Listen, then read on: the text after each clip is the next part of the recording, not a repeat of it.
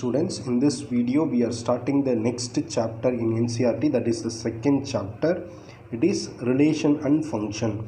This chapter plays very important role in the future concepts. First we will see the introduction and we will see what is the meaning of relation. The introduction is, I will read out the introduction now. In mathematics there are endless ways in which two entities can be related to each other.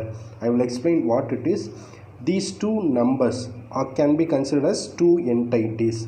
These two numbers are related by the mathematical expression less than. I repeat it again. There are two numbers. These two numbers can be considered as two entities.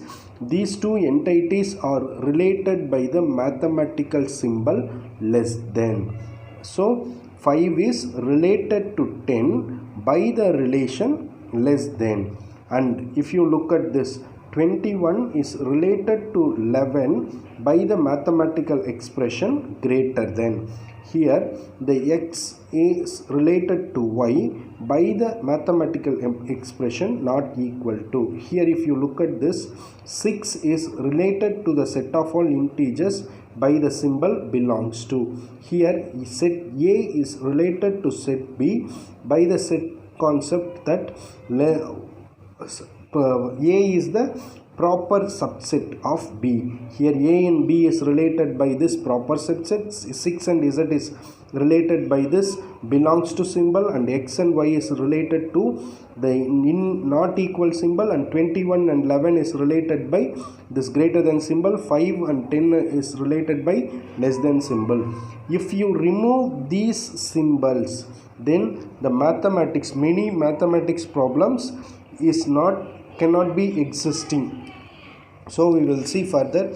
We interpret the symbol as expressing some relationship between the two entities. These mathematical symbols express some relationship between the two entities. Symbols such as less than or greater than, equal to, not equal to, belongs to, proper subset are called relations because they convey relationship among things. I hope you understand the introduction of relation and function. Here what they try to say is two or more entities are related by the mathematical symbol. That mathematical symbol creates the relationship between those two numbers. That is what they try to say. And then in this chapter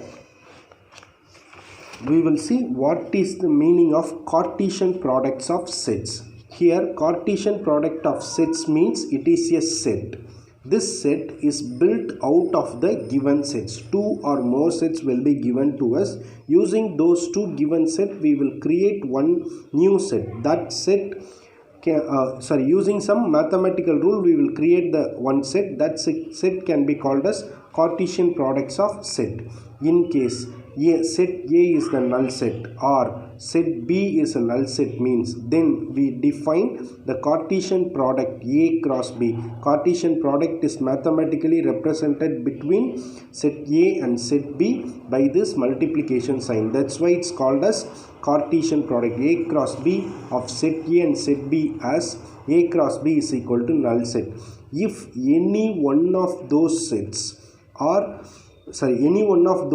is null set means definitely the cross product, Cartesian product value is also null set. In case both A and B are two non-empty sets, then the Cartesian product of A and B is the set which is denoted by A cross B, and this set consists of all ordered pairs A comma B such that the first element A belongs to set A, second element B belongs to set B. That is what is mathematically written here. A cross B is a set which contains the elements A comma B such a way that the first element A belongs to the first set, second element B belongs to second set B. I hope you understand this. Now we will see the meaning of this ordered pair, and then again we will come back to this Cartesian product. Now we will see what is ordered pair. We can take any two numbers. Let two numbers A and B be a be listed in a specific order. We are taking any two numbers, they are arranged in a specific order, and then the arrangement is enclosed by the parenthesis form. Then we get this a comma b. This is considered as ordered pair. In the ordered pair a comma b, a is the first component or first member, b is the second component or second member. A is called as the first component or first member, b is called as the second component or second member.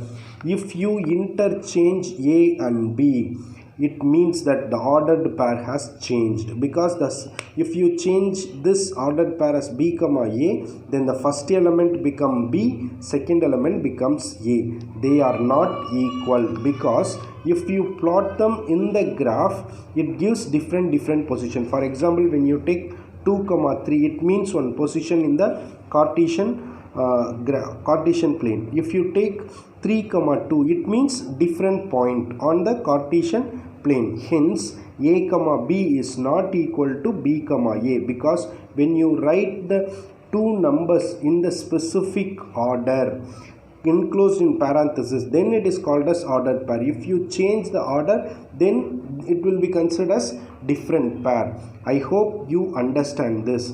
Now we move on to some concepts in ordered pairs. Equality of ordered pairs. In case it is mentioned that a comma b is equal to c comma d, means which implies that a is equal to c, b is equal to d. I hope you understand this. Now we will come back to this Cartesian product. If a and b are two non-empty sets, then the Cartesian product of a and b is denoted as you know, a cross b, consisting of all ordered pairs a comma b. So it means that first element ordered pair a comma b such that a belongs to set a, b belongs to set b. So when you write a cross b, definitely the first element must belong to first set a and second element must belong to second element b. If you change it b comma a, then it is not equal to a cross b. I hope you understand this. With an example you will get more idea. But before getting into it, before going into the example problem, we will see some important remarks. If n of a is equal to p, that means number of elements in set A is p and number of elements in set B is q, means then number of elements in the Cartesian product of a cross b is equal to p into q. I hope you understand this. And the second important point is, if at least one of a and b is infinite, means then a cross b is infinite and b cross a is infinite. Now we will go to some example problems related to this Cartesian product. Then you will get clear idea about Cartesian product. If A is a set which contains the elements 1, 3, 5 and B is another set which contains the elements 2, 3, then find A cross B. As per the definition, when you write A cross B, the first element, first component must belong to set A, second element must belong to set B. Hence, when you write A cross B, we are writing in this form. This one is taken and is joined with remaining elements of set B. You just look at this 1, 2 and then 1, 3. Next we consider this 3. It is paired with this 2, 3. So 3, 2, 3, 3. And then 5 will be taken, 5, 2 and 5, 3. This is the ordered pair Cartesian product set A cross B. In case we need to find out B cross A, means B cross A is equal to B 2, 3 across the set A, that is 1, 5. Here the first element will be taken and it is paired with the elements of set A. So 2, 1, 2, 3, 2, 5. You should not change the numbers as 1, 2, 3, 2, 5, 2. The first element must belong to the first set, second element must belong to second set. Now we taken this 2, it is joined with the elements of set A. Now we need to take the next element in set B and it has to be combined with the elements of set A. So 3, 1, 3, 3, 3, 5. This is the ordered Cartesian product of B cross A. If you observe it, A cross B is not equal to B cross A. I hope you understand this first problem. Now we move on to next question. If P is a set which contains the elements A, B, C, Q is another element which contains the element Q, find P cross Q and Q cross P. P cross Q means the elements in the cross product, Cartesian product should have this set elements of set P as the first element, this Q set should be the second element. So A, B, C cross Q, the first element of P should be taken, it should be combined with the element of Q, set of Q. So A, Q and then B, Q and then C, Q. This is the set which is the Cartesian product of P cross Q, and then Q cross P means first we must write the set of elements of Q and then we need to write the elements of set P, and then this element should be joined with each and every elements of set P. Hence Q, A, Q, B and then Q, C. These are the elements of Cartesian product of Q cross B. I hope you understand these two examples. In the next video, we will see some more problems related to the concept we have learned. Thank you students. Thanks for your cooperation.